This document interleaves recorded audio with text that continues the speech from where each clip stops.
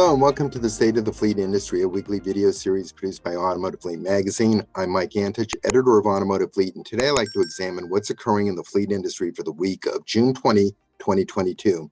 And for this week's episode, I'd like to return my focus to what's happening in the 2023 model year ordering cycle. And today, all eyes are on the opening of the 2023 Ram ProMaster order bank, which officially opened on Monday, June 20. The anticipation is that there'll be an extremely strong order activity for the 2023 ProMaster. And the reason I use the word anticipated is because this video is being recorded the day before the order banks actually open for the ProMaster. But all indications are that there'll be a huge influx of ProMaster orders because it's one of the more sought after commercial vehicles in the fleet market today. And I know based on my conversations the week prior with several fleet management companies, they've been busy assembling ProMaster orders from their clients to be ready to place them immediately upon the opening of the order banks.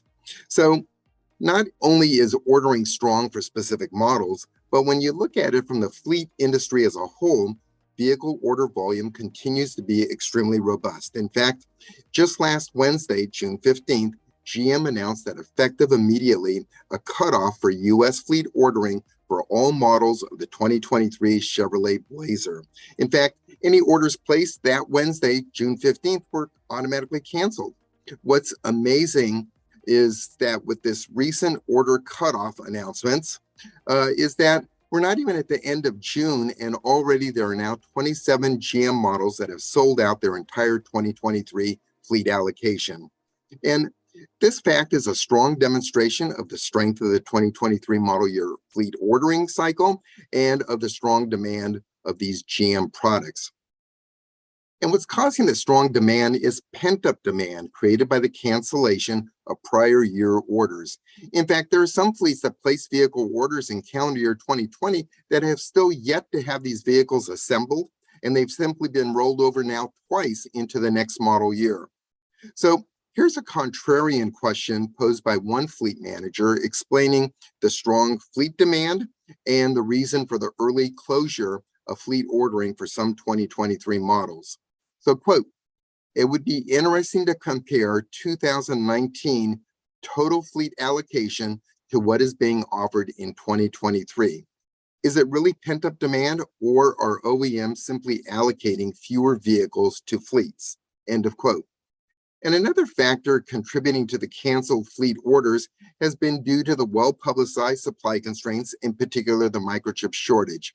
And while the inventory volume for microchips has been improving, it still continues to be a significant issue in reducing overall production volumes. So for instance, according to Auto Forecast Solutions, and this is a company that tracks these supply constraints, since January to June 2022, there have been more than 205,000 vehicle orders for both retail and fleet that have been canceled in North America due to the microchip shortage. So supply constraints continue to be a factor in limiting vehicle availability, in addition to other factors. So let me switch gears at this point and discuss some other new emerging topics. So last week, the other big news was the announcement on June 13th that Wheels Donlen parent company had signed a stock purchase agreement with LeasePlan Corporation to acquire LeasePlan USA and combine the business with Wheels Donlen to create a unified fleet management company. And this announcement wasn't a complete surprise. I mean, I've heard speculation as far back as December 2021 that this might be a viable scenario, allowing ALD Automotive to acquire LeasePlan's international operations without competing in the US with Wheels Donlen.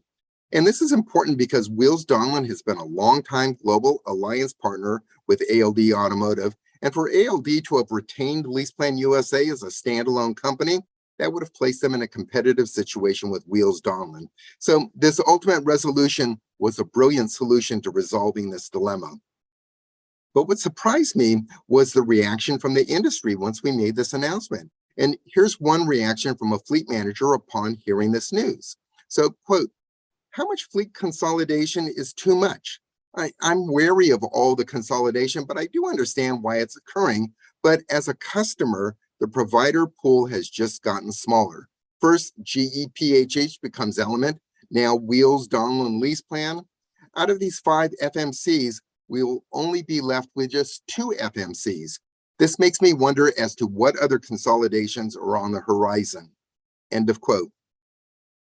Not only is there consolidation among FMCs, there's also consolidation among OEM EV startups. So for instance, Electric Last Mile Solutions, or ELMS as it's known, is preparing to liquidate under Chapter 7 bankruptcy. Meaning one less EV OEM is going to be in the market.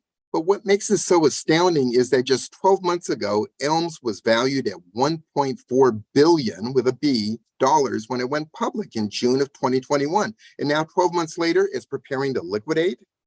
The speed of this reversal of fortune for ELMS has been nothing but amazing. And likewise, consolidation is also starting to occur in the EV infrastructure side of the business. Just last Tuesday, June 14th, Blink Charging, an EV charging station provider, signed an agreement to acquire SemaConnect for $200 million, which will add about 13,000 chargers and 3,800 locations to its business. Some observers see the recent consolidations as the opening chapters in what promises to be an even more widespread consolidation occurring throughout the fleet industry.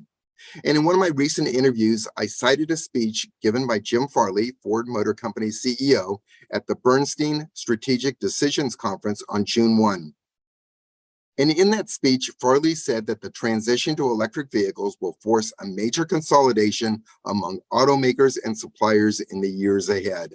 And the reason for the consolidation is that the massive amounts of capital needed to invest in these and other technologies will force smaller companies to be acquired. So as the old Chinese proverb goes, may you live in interesting times, and we certainly do. We have ordering constraints, we have the emergence of industry consolidation. So what else is happening? Well, on Thursday, June 16th, Tesla announced that it increased the price of a Model Y long range by $3,000 and is now selling for $65,990. And the reason for the increase was due to the higher cost of raw materials such as aluminum and lithium, which are key commodities in manufacturing of EVs. And likewise, the base sticker price of the GMC Hummer EV was increased by more than $6,000 on new reservations due to the cost increases for commodities, parts, and logistics. However, this doesn't impact the more than 77,500 reservations that have already been placed prior to the price increase. These will be price protected. But it's not only price increases that we're also experiencing the reverse, price decreases for some models in the EV market. And earlier at the beginning of June of 2022, General Motors cut the price of the Chevrolet Bolt and the Bolt EUV by about $6,000. So now the starting price for the 2023 model year Bolt EV now begins at $26,595, which is very reasonable. So what else is happening in the market? Well, effective July 1, 2022, the IRS increased the standard mileage reimbursement rate to 62.5 cents per mile compared to the prior rate of 58.5 cents. So this amounts to about a 4 cents per mile increase. And the IRS standard mileage rate, it's a benchmark. It's used by the federal government and by many businesses to reimburse their employees for the out-of-pocket mileage expenses, mostly for driving their personal vehicles. So while this increase in mileage reimbursement is certainly welcome, it still lags behind the actual increase in gasoline prices, which on a nationwide average went from $3.28 per gallon in January 2022 to today's prices, which depending on where you live, can be anywhere from $5 to almost $7 per gallon. And to compensate for this increase in fuel costs, we now get an extra 4 cents per mile when we drive our personal cars for company business. Well, I guess something is better than nothing. So with this as my final observation, I'd like to conclude my State of the Fleet Industry presentation for the week of June 20, 2022. And with that, I'd like to thank you for watching.